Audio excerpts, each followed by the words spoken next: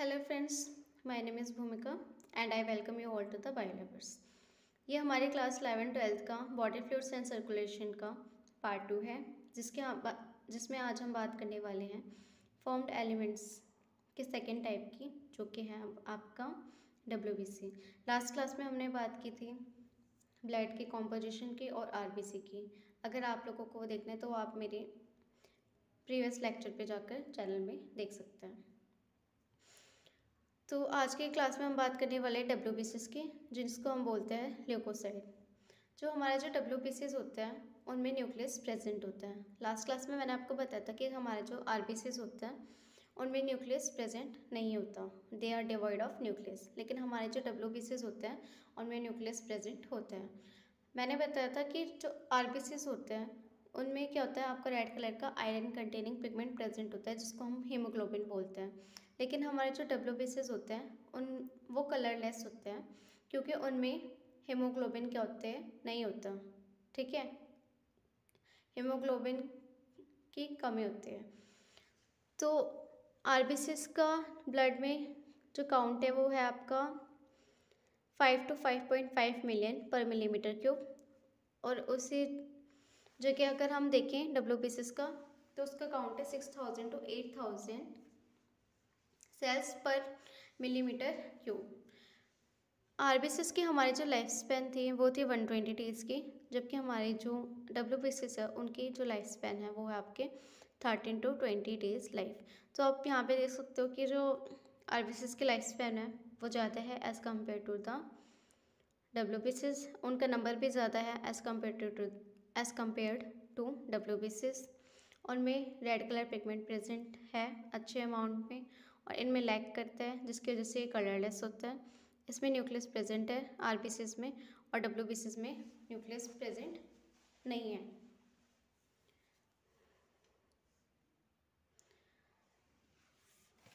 अब हम बात करेंगे WBCs के टाइप की।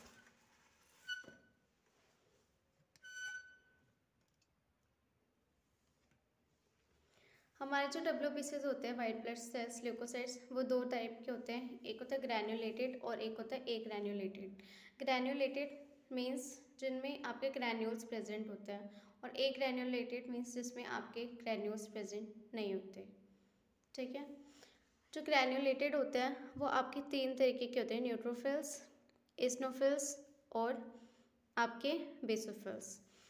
जो न्यूट्रोफिल्स होते हैं वो आपके सबसे ज़्यादा अमाउंट में पाए जाने वाले WBCs हैं। ये इसका अमाउंट है 60 to 65% of the WBCs are neutrophils. इसी तरीके से हमारे जो इस्नोफिल्स होते हैं, जिनको हम एसिडोफिल्स के नाम से भी जानते हैं, वो होते हैं 2 to 3%। हमारे इस्नोफिल्स 2 to 3% होते हैं। हमारे जो बेसोफिल्स होते हैं उनका परसेंटेज है आपका 0.5 to 1%। सबसे कम अमाउंट में आपके प्रेजेंट होता है, कम परसेंटेज में प्रेजेंट है आपके बेसोफिल्स, और सबसे ज़्यादा में प्रेजेंट है आपके न्यूट्रोफिल्स। न्यूट्रोफिल्स में जो इस्नोफिल्स होते हैं उनका काम होता है कि ये इन्फेक्शन के अगेंस्ट काम करते हैं। ठीक है, ये रेजिस्ट करते हैं इन्फेक्शंस से हमारी बॉडी को। जो बेसोफिल्स होते हैं वो तीन तरीके के आपके केमिकल सिक्रेट करते हैं, हिस्टामिन, सेरोटोनिन और हेपेरिन। ठीक है, आपका जो हिस्टामिन होता है वो एक वैसोडाइलेटर होता है।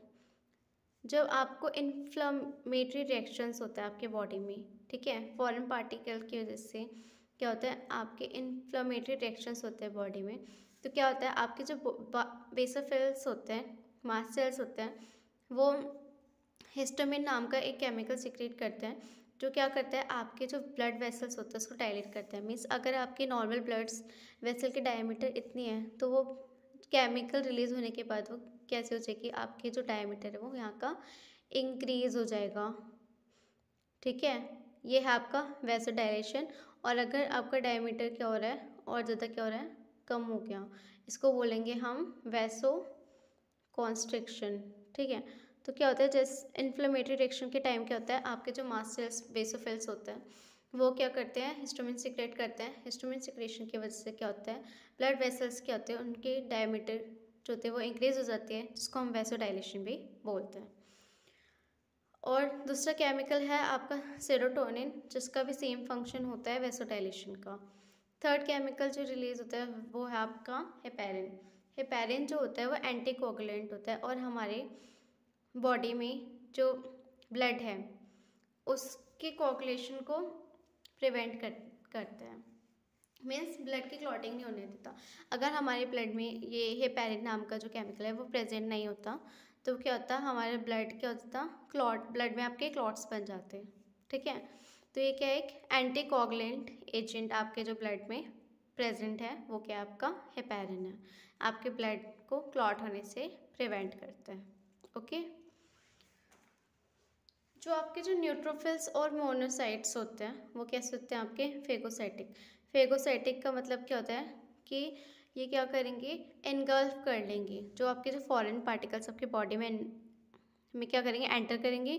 तो आपके जो WBCs है वो एक्टिवेट होंगे। WBCs में आपके मेनली जो न्यूट्रोफिल्स और मोनोसाइट्स हैं वो क्या करेंगे, फेगोसाइटिक वर्क करेंगे और उन पार्टिकल्स जो फॉरेन पार्टिकल्स बॉडी में एंटर करेंगे उनको इनगल्फ कर लेंगे। ठीक है, जिस तरीके से आपने छोटी क्लासेस में पढ़ा होगा कि अमीबा जो होता है वो किस तरीके से सूडोपोडिया ड्रॉ करके खाने को अंदर ले लेता है, फिर डाइजेस्ट करके जो एक्सक्रीटरी प्रोडक्ट होता है उसको बाहर छोड़ता है। उसी तरीके से ये सेल्स भी होते हैं आपके, ये क्या करते हैं, फेगोसाइटिक करते हैं। फॉरेन पार्टिकल आया, उसको इनगल्फ किया, अंदर डाइजेस्ट किया और बस उसको फिनिश कर दिया, ख़त्म कर दिया। ये तो हमारी बात हो गई ग्रैन्युलोसाइट्स की। अब हम बात करेंगे ए ग्रैन्युलोसाइट्स की। ए ग्रैन्युलोसाइट्स के दो तरीके के सेल्स हैं आपके, लिम्फोसाइट्स और मोनोसाइट्स। मोनोसाइट्स का तो मैंने आपको बता दिया कि फेगोसाइटिक रोल होता है। अब हम बात करेंगे लिम्फोसाइट्स की। ठीक है, जो हमारे जो लिम्फोसाइट्स होते हैं वो हमारे जो WBCs हैं उसका 20 से 25% जो है कॉन्स्टिट्यूट करते हैं।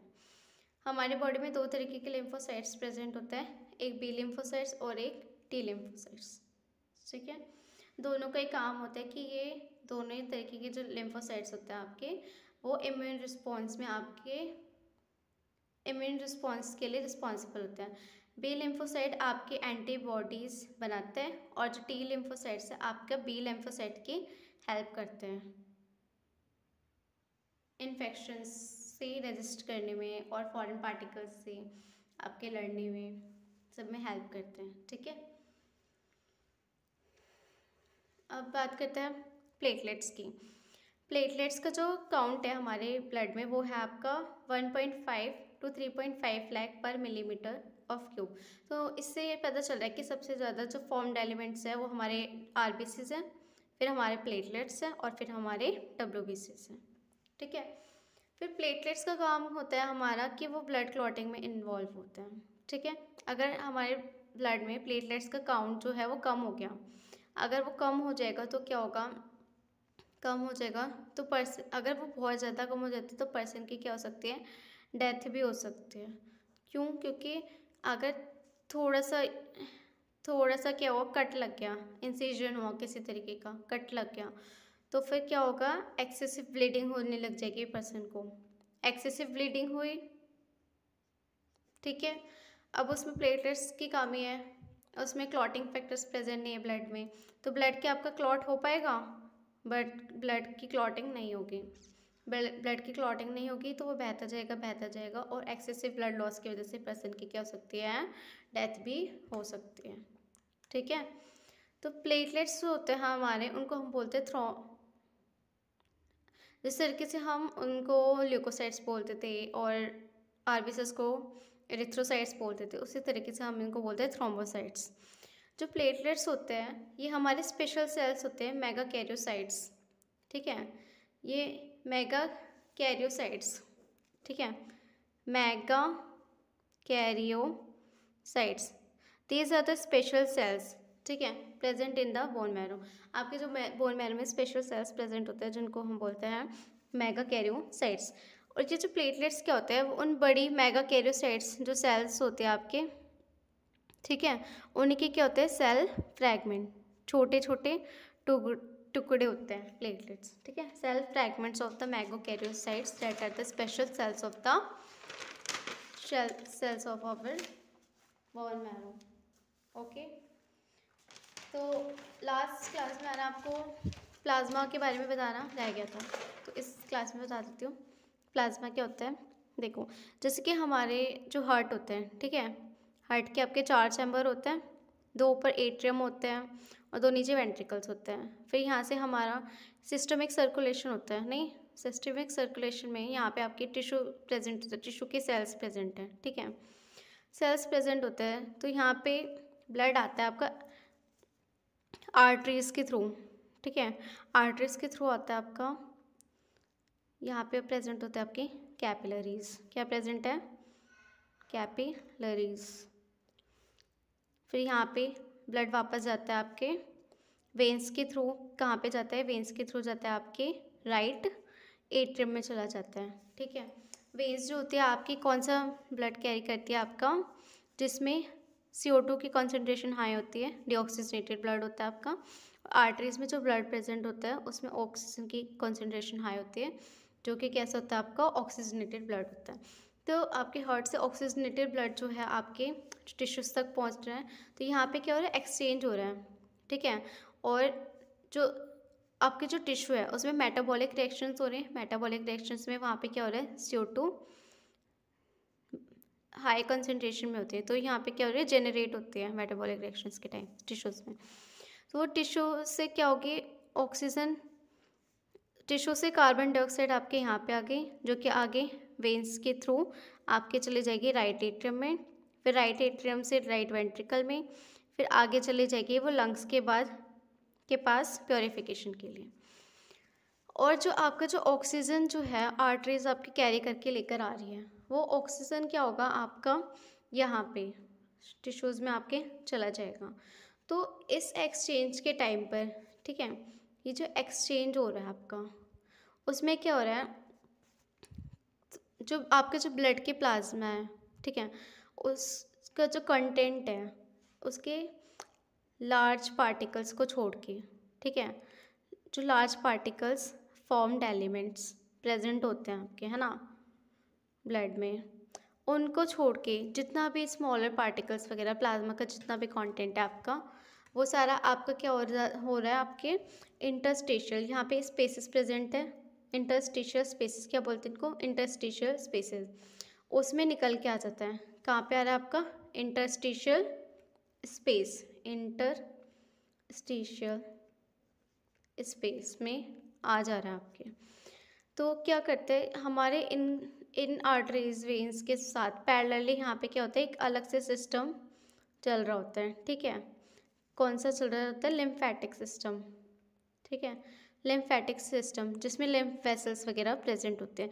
तो वो क्या करते हैं, यहाँ से जो इंटरस्टिशियल स्पेस से जो फ्लूइड है वो आपका किस में चला जाता है, आपके लिम्फ वेसल्स में। और लिम्फ वेसल क्या करती है, ये आपकी जो मेजर वेन होती है सबसे बड़ी वाली, उसमें जाके क्या करती है, उसको ड्रेन कर देती है, मीन्स जो जितना भी बाहर निकल के आ गया आपका फ्लूइड वो वापस से आपके किस में चला जाता है, वेन में, और फिर वेन के थ्रू चला जाता है राइट एट्रियम, फिर राइट वेंट्रिकल, और फिर फर्दर वो कहाँ जाता है आपके पास, लंग्स के पास जाता है ऑक्सीजनेशन के लिए। जब लंग्स में ऑक्सीजनेशन हो जाता है तो वो आता है आपके लेफ्ट एट्रियम में, फिर लेफ्ट वेंट्रिकल में, और फिर लेफ्ट वेंट्रिकल से एओर्टा के थ्रू जो है वो आपके डिफरेंट आर्टरीज में आता है, आर्टरीज के थ्रू वापस आपके आ जाते हैं आपके सेल्स में, और फिर से ये जो साइकिल है वो रिपीट हो जाती है। So thank you guys, take care.